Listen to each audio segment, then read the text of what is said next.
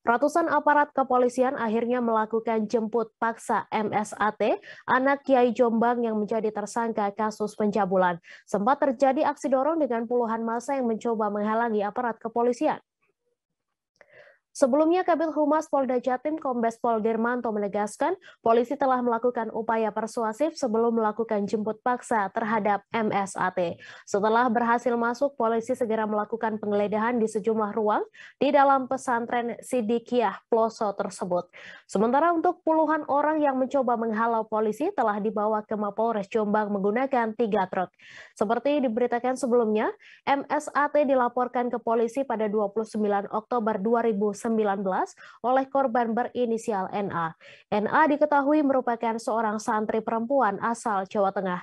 Setelah itu pada 12 November 2019, Polres Jombang mengeluarkan surat perintah dimulainya penyidikan dan pada Januari 2020, Polda Jatim mengambil alih kasus tersebut. Dalam perjalanan kasus itu, MSAT berusaha melakukan gugatan pra-peradilan ke Pengadilan Negeri Surabaya, namun ditolak. Lalu tersangka juga kembali mengajukan gugatan ke Pengadilan Negeri Jombang dan kembali ditolak. Akhirnya Polda Jatim pun menetapkan MSA sebagai DPO dan memintanya menyerahkan diri. Terima kasih sudah nonton. Jangan lupa like, subscribe, dan share ya.